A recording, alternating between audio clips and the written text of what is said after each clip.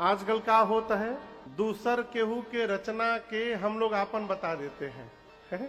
इसी उत्तर प्रदेश में सीतापुर के पास एक जगह है बिस्वा, आप लोग जानते हैं। बहुत पहले की बात है, लगभग 12-13 साल पहले की बात है। हम एक बार वहां शिवरात्रि में राम कथा गाने हम लोग गए, तो चौथे पांचवें या छठे दिन कथा के बाद एक कवि जी आए मेरे से मिलने कमरे में। बोले महाराज मैं कवि हूँ, हिंदी में कविता सुनाता हूँ, लिखता हूँ, संस्कृत में लिखता हूँ, अंग्रेजी में लिखता हूँ, उर्दू में लिखता हूँ। हम लोग तो ये विद्वान नहीं, तो परम महाविद्वान है। तो उसी भाव से मैंने उनका आदर किया, जलपान कराया, चाय पिलाया, फिर वो सुनाना भी शुरू किए। 1-1.5 घंटे सुनाए, बहुत बढ़िया बढ़िया सुनाए। लेकिन हम आपको एक बात बताएं, जब कमरे में आए ना, मेरे कक्ष में आए, तो ये राघव सरकार जो यहाँ मंच पर विराजमान है, इस सरकार का आसन लगा हुआ था। प्रवेश करके बैठे तो बोले महाराज बहुत सुंदर फोटो रखे हैं आप।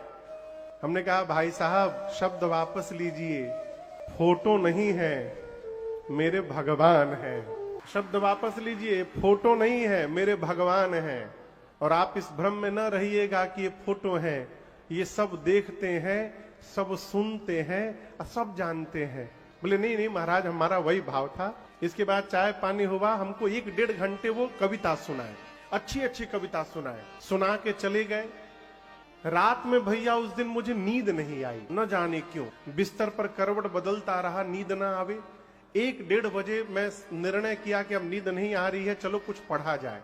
तो एक संत हुए भारत में प्रातः स्मरणीय पूज्य श्री गीतानंद जी महाराज, उपनाम भिक्षु जी है उनका।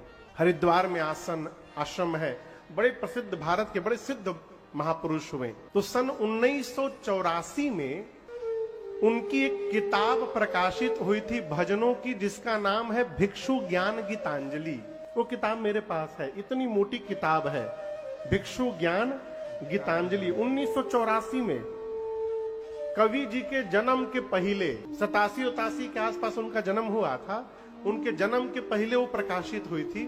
रात में नींद नहीं आई तो हम वही पुस्तक उठाए, इतनी मोटी किताब, बीच में हाथ लगा के खोले, और जो पृष्ठ उस पर निकला ना, और उस पर जो भजन था, वो भजन हमको कवि जी सुना कर गए थे थोड़ी देर पहले।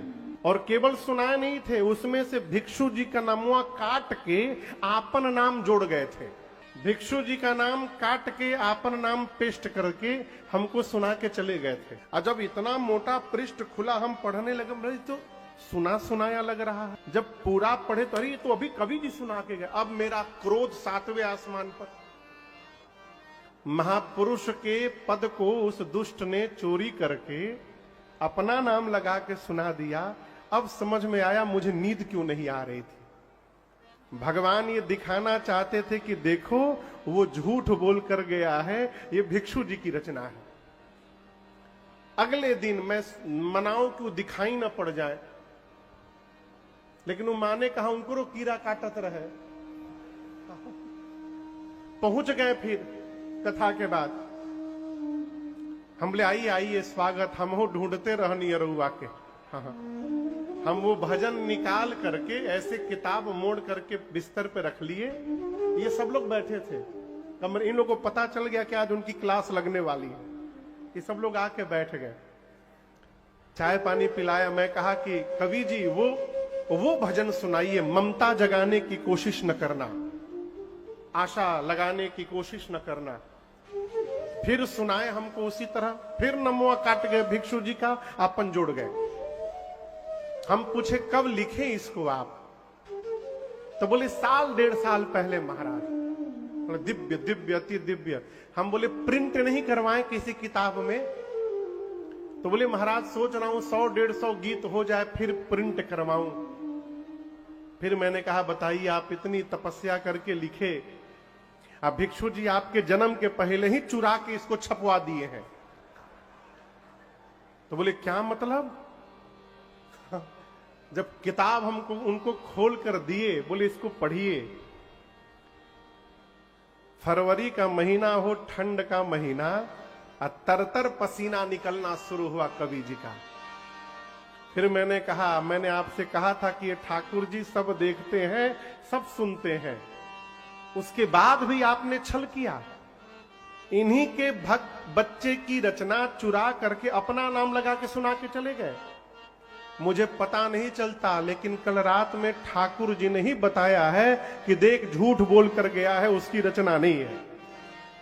हम यहां जी रहे हैं, परंतु श्री रामचरित मानस की रचना करने वाले गोस्वामी तुलसीदास जी महाराज इस बात की कागज पर लिख करके घोषणा करते हैं कि इस ग्रंथ की रचना मैंने नहीं की है। किसने? आजकल क्या होता है, दूसर केहू के रचना के हम लोग आपन बता देते हैं। इसी उत्तर प्रदेश में सीतापुर के पास एक जगह है बिस्वा, आप लोग जानते हैं? बहुत पहले की बात है, लगभग 12-13 साल पहले की बात है। हम एक बार वहां शिवरात्रि में राम कथा गाने हम लोग गए, तो चौथे, पांचवें या छठे दिन कथा के बाद एक कवि जी आए मेरे से मिलने कमरे में। बोले महाराज मैं कवि हूँ, हिंदी में कविता सुनाता हूँ, लिखता हूँ, संस्कृत में लिखता हूँ, अंग्रेजी में लिखता हूँ, उर्दू में लिखता हूँ। हमने तो ये विद्वान नहीं, तो परम महाविद्वान है। तो उसी भाव से मैंने उनका आदर किया, जलपान कराया, चाय पिलाया, फिर वो सुनाना भी शुरू किए। 1-1.5 घंटे सुनाए, बहुत बढ़िया बढ़िया सुनाए। लेकिन हम आपको एक बात बताएं, जब कमरे में आए ना, मेरे कक्ष में आए, तो ये राघव सरकार जो यहाँ मंच पर विराजमान है, इस सरकार का आसन लगा हुआ था। प्रवेश करके बैठे तो बोले महाराज बहुत सुंदर फोटो रखे हैं आप। हमने कहा भाई साहब शब्द वापस लीजिए, फोटो नहीं है, मेरे भगवान है। शब्द वापस लीजिए, फोटो नहीं है, मेरे भगवान है। और आप इस भ्रम में न रहिएगा कि ये फोटो है, ये सब देखते हैं, सब सुनते हैं और सब जानते हैं।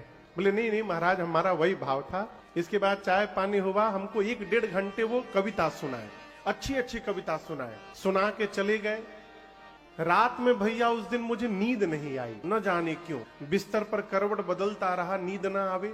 1-1.5 बजे मैं निर्णय किया कि अब नींद नहीं आ रही है, चलो कुछ पढ़ा जाए। तो एक संत हुए भारत में प्रातः स्मरणीय पूज्य श्री गीतानंद जी महाराज, उपनाम भिक्षु जी है उनका, हरिद्वार में आश्रम है, बड़े प्रसिद्ध, भारत के बड़े सिद्ध महापुरुष हुए। तो सन 1984 में उनकी एक किताब प्रकाशित हुई थी भजनों की, जिसका नाम है भिक्षु ज्ञान गीतांजलि।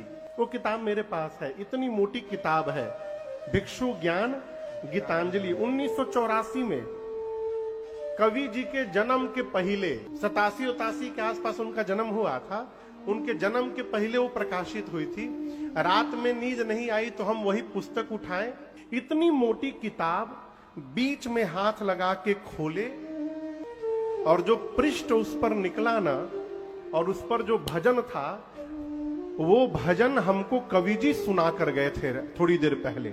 और केवल सुनाए नहीं थे, उसमें से भिक्षु जी का नामुआ काट के आपन नाम जोड़ गए थे। भिक्षु जी का नाम काट के आपन नाम पेस्ट करके हमको सुना के चले गए थे। और जब इतना मोटा पृष्ठ खुला, हम पढ़ने लगे, तो सुना सुनाया लग रहा है। जब पूरा पढ़े तो अरे तो अभी कवि जी सुना के गए। अब मेरा क्रोध 7वें आसमान पर।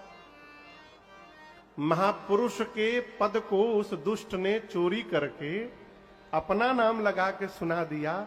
अब समझ में आया मुझे नींद क्यों नहीं आ रही थी। भगवान ये दिखाना चाहते थे कि देखो वो झूठ बोल कर गया है, ये भिक्षु जी की रचना है।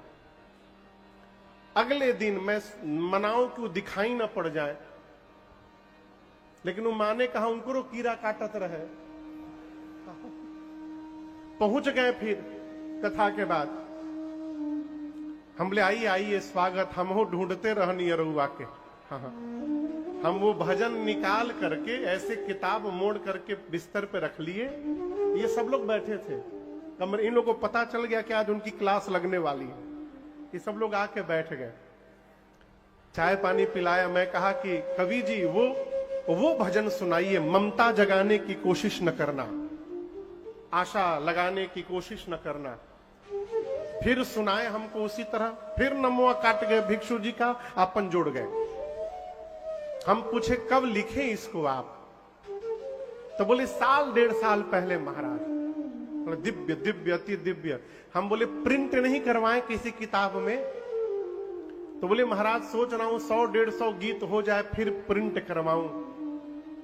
फिर मैंने कहा बताइए, आप इतनी तपस्या करके लिखे, अब भिक्षु जी आपके जन्म के पहले ही चुरा के इसको छपवा दिए हैं। तो बोले क्या मतलब? जब किताब हमको उनको खोल कर दिए, बोले इसको पढ़िए। फरवरी का महीना हो, ठंड का महीना, तरतर पसीना निकलना शुरू हुआ कवि जी का। फिर मैंने कहा, मैंने आपसे कहा था कि ये ठाकुर जी सब देखते हैं, सब सुनते हैं, उसके बाद भी आपने छल किया। इन्हीं के भक्त बच्चे की रचना चुरा करके अपना नाम लगा के सुना के चले गए। मुझे पता नहीं चलता, लेकिन कल रात में ठाकुर जी ने ही बताया है कि देख झूठ बोल कर गया है, उसकी रचना नहीं है।